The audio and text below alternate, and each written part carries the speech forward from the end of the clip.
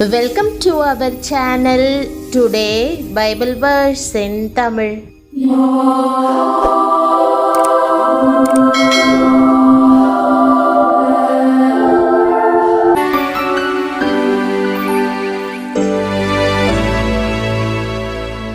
இன்றைய வசனம் 2 சாமுவேல் 22 அதிகாரம் 33 வசனம்.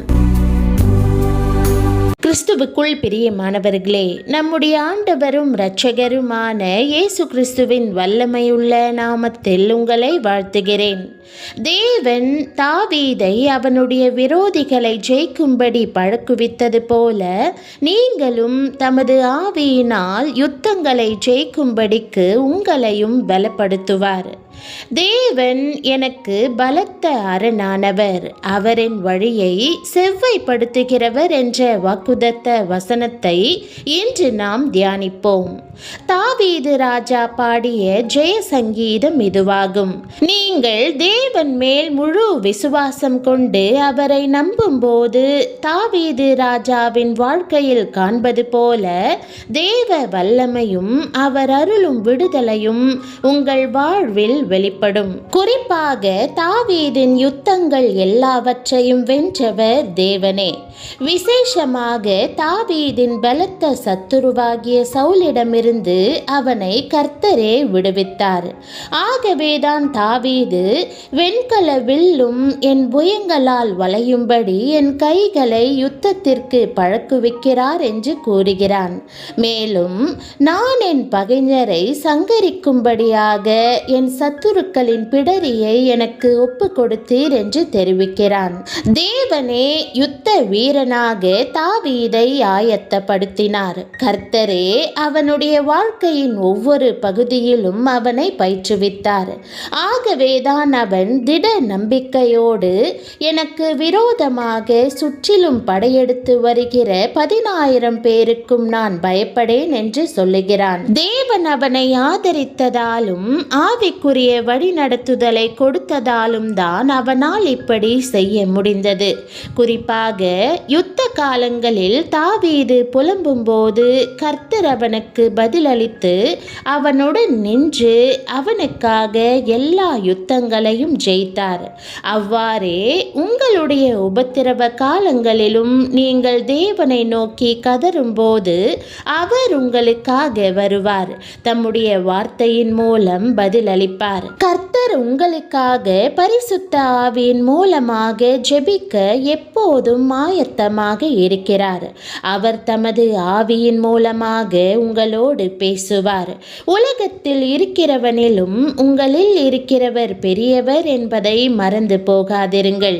ஆகவே எப்போதும் தேவனை நோக்கி கூப்பிடுங்கள். உங்களை அவரது ஆவியினால் நிரப்பும்படி கேளுங்கள். ஏனெனில் தேவனே உங்களுக்குள் வாசம் பண்ணுகிறவர், உங்களுக்காக யுத்தங்களை நடத்துகிறவர்.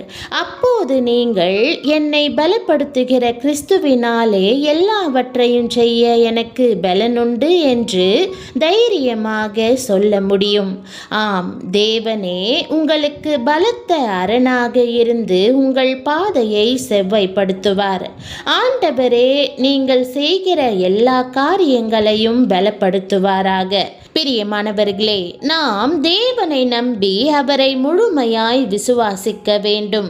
அப்போது இயேசு கிறிஸ்துவின் அபிஷேக வல்லமையை பெற்றுக்கொள்ள முடியும்.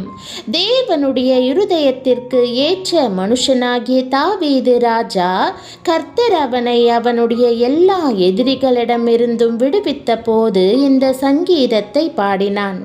அவன் தேவன் மேல் அசைக்க முடியாத விசுவாசம் வைத்திருந்தான். கர்த்தரின் மேய்ப்பராய் இருக்கிறார் என்று அவன் கூறுகிறான். இந்த வசனத்தை நீங்கள் எப்படி வாசிக்கிறீர்கள்? கர்த்தரின் மேய்ப்பராய் இருக்கிறார் என்று மனதார சொல்கிறீர்களா? ஆம், தேவனாகிய கர்த்தரை தாவீது தன் மேய்ப்பராக கொண்டிருந்தான். அவன் வாழ்வில் எப்போதும் தேவ பிரசன்னத்தை உணர்ந்தான். நான் மரண இருளின் பள்ளத்தாக்கிலே நடந்தாலும் பொல்லாப்புக்கு பயப்படேன், தேவரீர் என்னோடே கூட இருக்கிறீர். உமது கோலும் உமது தடியும் என்னை தேற்றும் என்று அவன் தைரியமாக கூறுகிறான். தேவன் நம் பட்சத்தில் இருந்தால் நமக்கு விரோதமாய் இருப்பவன் யார்? வாழ்வின் உபத்திரவங்களால் நீங்கள் பாரப்பட்டு மனச்சலித்து போயிருந்தாலும் ஆண்டவரால் உங்களுக்கு தரிசனங்களை அருள முடியும். கர்த்தர் என் மேய்ப்பராயிருக்கிறார், எனக்கு தேவ வல்லமை வேண்டும் என்று இன்றைக்கு கூறுங்கள். இப்போதே ஆண்டவர் உங்களை தம்முடைய பரிசுத்த ஆவியினால் நிரப்புவார். இன்றைய வசனம் கூறுகிற வண்ணம் தேவன் தாம் உங்களுக்கென்று ஆயத்தம் பண்ணியிருக்கிற பாதையில் நடப்பதற்கான பலனை உங்களுக்கு தருகிறார். உங்கள் பிரயாணம் செவ்வையாய் இருக்கும்படி செய்வார். இதுவே அவர் உங்களுக்கென்று தருகிற வாக்குதத்தமாகும். யோனா தீர்க்கதரிசி தனக்கு நியமிக்கப்பட்டிருந்த பாதையிலிருந்து விலகி சென்ற போது தேவனுடைய வழிகாட்டுதலை பெற்றார். தனது கீழ்ப்படியாமையால் அவர் அநேக பின்விளைவுகளை சந்திக்க நேர்ந்தாலும் தேவன் ஒரு பெரிய மீனை கொண்டு யோனாவின் பாதையை திருப்பி அவன் இருக்க வேண்டிய இடத்துக்கு அவரை வழிநடத்தினார். இறுதியில் யோனா சிறந்த ஊழியராக அந்த முழு பட்டணத்திற்கும் ஆசீர்வாதமாக விளங்கினார். அதே வண்ணமாக ஒருவித எச்சரிப்பின் மூலம் உங்களை சரியான பாதைக்கு திருப்பக்கூடும். எப்படியாயினும் தேவனுடைய வழிகள் எப்போதும் செவ்வையானவை என்றும் நீங்கள் இருக்க வேண்டிய இடத்துக்கு நேராக அவை உங்களை வழிநடத்தும் என்றும் நம்ப வேண்டியது முக்கியமாகும். உங்கள் பாதையை செவ்வையாக்கி பூரணமான வாழ்க்கையை நோக்கி உங்களை வழிநடத்துவதாக தேவன் கொடுக்கும் வாக்குதத்தத்தின் நிச்சயத்தின் மூலம் ஆறுதல் பெற்றுக்கொள்ளுங்கள். கர்த்தர் ஒருவரே நம் பாதைகளை செவ்வாய்ப்படுத்தி செம்மையான பாதையில் நம் வாழ்க்கையை நடத்தி செல்கிறவர்.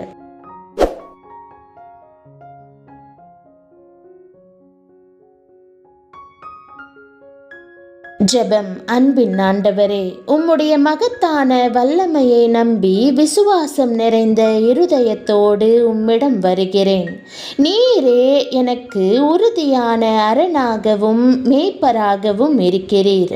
எனக்கு பலத்த அரணாக இருந்து என் பாதையை செவ்வாய்ப்படுத்துகிற உம்மை ஸ்தோத்தரிக்கிறேன். உம்மை முழுவதுமாய் நம்புகிறேன். நீர் தாவீதை பழக்குவித்தது போல என் சரீரத்தை, மனதை, ஆவியை யுத்தங்களை சந்திக்க பழக்குவித்தருளும். உம்முடைய ஆவியின் மூலமாக என்னோடு பேசி உள்ளத்தில் இருக்கிற எல்லா காரியத்தை காட்டிலும் என்னோடு இருக்கிற நீர் பெரியவர் என்பதை நினைவுபடுத்தும். நீர் என்னை விடுவிக்கிறவராக இருக்கிறபடியால் என் பயங்களை உம்மிடம் ஒப்படைக்கிறேன். என்னை தைரியத்தினால் நிரப்பி உம்மேலான விசுவாசத்தில் பெருக பண்ணும். அதனால் என்னை பலப்படுத்துகிற கிறிஸ்துவினாலே எல்லாவற்றையும் செய்ய எனக்கு பலனுண்டு என்று தைரியமாக நான் அறிக்கையிடும்படி செய்யும். ஆண்டவரே, தயவு செய்து என் பாதையை செவ்வை பண்ணும். எனக்கு ஜெயமாக விளங்கும். ராஜாவாகிய தாவீதை நீர் அபிஷேகித்து எல்லா உபத்திரவங்களின் மத்தியிலும் வழிநடத்தியது போல என்னையும் இன்றைக்கு உம்முடைய பரிசுத்த ஆவியினால் நிரப்ப வேண்டும் என்று ஜெபிக்கிறேன். ஆண்டவரே, உபத்திரவத்தின் இருளின் நாட்களில் என்னுடைய வெளிச்சமாகவும் பலனாகவும் விளங்கும். என் இருதயத்தை உம்முடைய பிரசன்னத்தினால் நிறைத்து நீதியின் பாதையில் என்னை நடத்தும். நீரே என் மேய்ப்பன், நான் பயப்பட மாட்டேன் என்று தைரியமாக கூறுவதற்கு எனக்கு உதவும். உம்முடைய கோலாலும் தடியாலும் என்னை வழிநடத்தும். உம்முடைய ஆறுதல் என்னை சூழ்ந்து கொள்வதாக. இயேசுவின் நாமத்தில் ஜெபிக்கிறேன் நல்ல பிதாவே, ஆமேன். என் ஆத்துமாவே கர்த்தரை ஸ்தோத்தரி, என் முழு உள்ளமே அவருடைய பரிசுத்த நாமத்தை ஸ்தோத்தரி. என் ஆத்துமாவே கர்த்தரை ஸ்தோத்தரி, அவர் செய்த சகல உபகாரங்களையும் மறவாதே. ஆமேன். தேவனுடைய நாமம் மகிமைப்படுவதாக. ஆமேன்.